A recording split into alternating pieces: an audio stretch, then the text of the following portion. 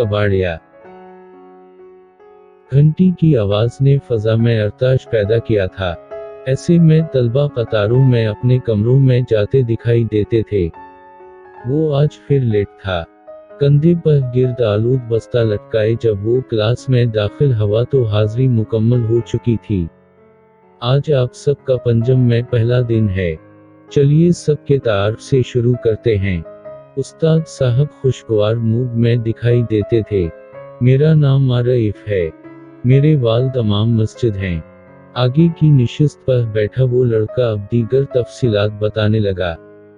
लड़के उठते जाते और अपना तारीफ करवाते।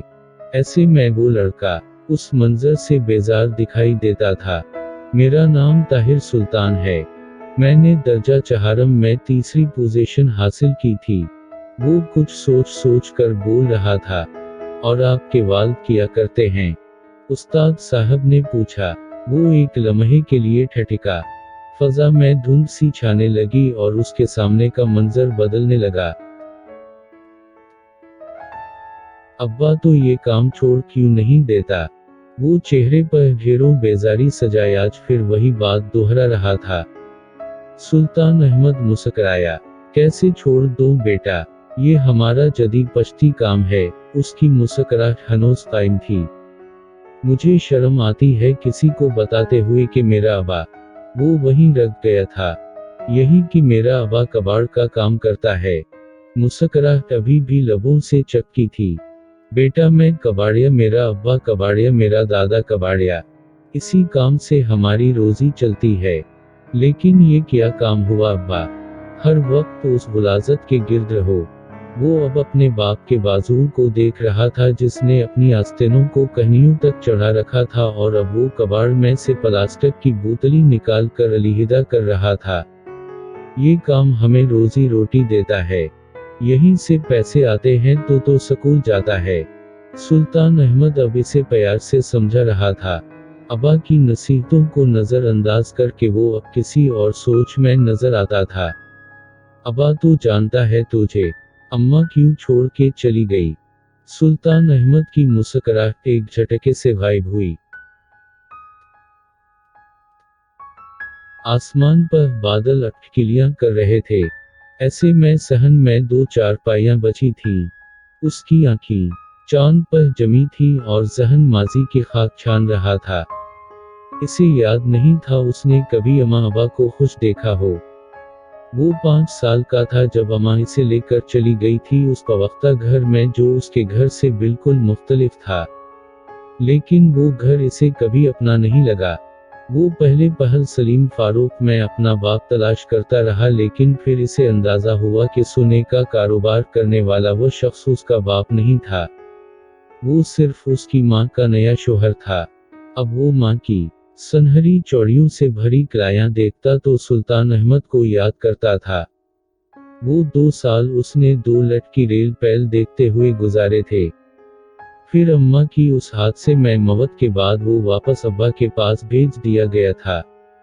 लेकिन 7 साला ताहिर सुल्तान अब उस बदबू का आदी नहीं था जो उस घर के कोने कोने से इसे आने लगी थी। लेकिन उसने यहाँ आकर फैसला किया था कि वो बड़ा होकर सलीम फारूक बनेगा, ना कि सुल्तान अहमद।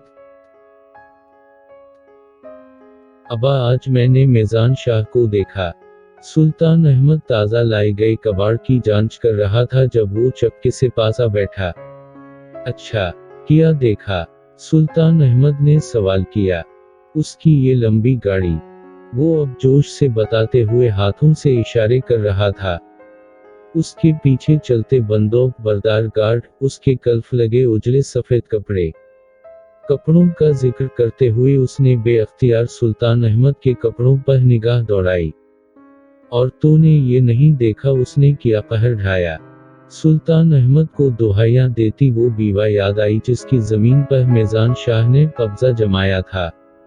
अब्बा, जिसकी लाठी उसकी भैंस। दुनिया का यही असूल है। सुल्तान अहमद हैरान हुआ। बेटे हम कबाड़ का काम करते हैं, कबाड़ी कहलाते हैं, लेकिन किसी का नुकसान नहीं करते। इंसान वो है जो दूसरों के काम आए।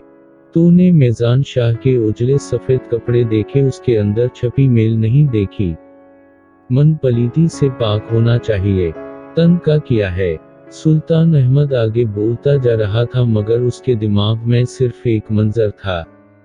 लंबी गाड़ी से सफेद अजले कपड़ों में उतरता ताहिर सुल्तान। सूरज आसमान पर पूरी आबोताब से चमक रहा था।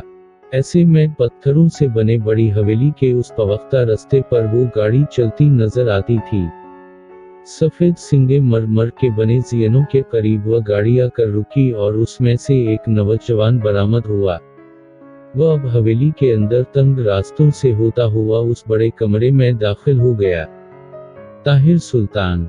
मिजान शाह इसे देखते ही अट खड़ा हुआ और इसे गले से लगा लिया।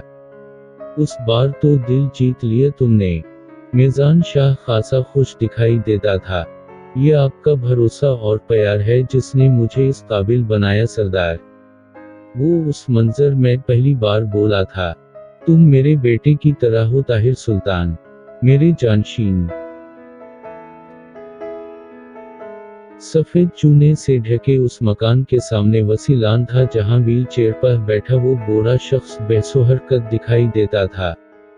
उसने गाड़ी गेट पर रोकी और चाबी मुलाजिम के हवाले करते हुए वो दाएं जानिब लान की तरफ आ गया मेरा ताहिर। सुल्तान अहमद की आवाज में वाज़ेह लड़खड़ाहट थी। हाँ अब्बा, अब की बार काम लंबा हो गया था, बस इसीलिए देर हो गई। तो ये काम छोड़ क्यों नहीं देता? वक्त ने बाप बेटे को किस मोड़ पर हिला खड़ा किया था। आज बाप वो बात दोहरा रहा था जिसे कहते कहते ताहिर सुल्तान का सारा बचपन बीत गया था। तो क्या कबाड़िया बन जाऊं? वही गुलाजत अट्ठाता फेरू जिसे उठाते आपकी उम्र गुजर गई। वो उस सवाल को सुन के भड़ कट्ठा था जिसका जवाब उसका बाप हर बार शफकत से दिया करता था। बेटा, गुलाजत अट्ठाना उस आग से बहुत बेहतर है जिसे तू जमा कर रहा है। सुल्तान अहमद के लहजे की नरमी आज भी कायम थी। मैंने तेरा नाम ताहिर रखा था। पाक, तूने खुद को आलूदा कर लिया। अब उसके लहजे में अफसोस था। तुम्हारा नाम भी तो सुल्तान है ना अब्बा? तुम कहाँ के सुल्तान ठहरे? उसके लहजे में तंज था।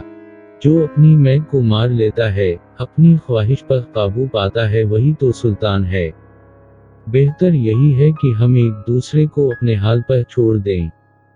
वो इकताए हुए अंदाज में कहता अंदर बढ़ रहा था और 20 साल बाद भी उनमें से कोई दूसरे को कायल नहीं कर पाया था। सड़क पर ट्रैफिक रुआदुआ थी।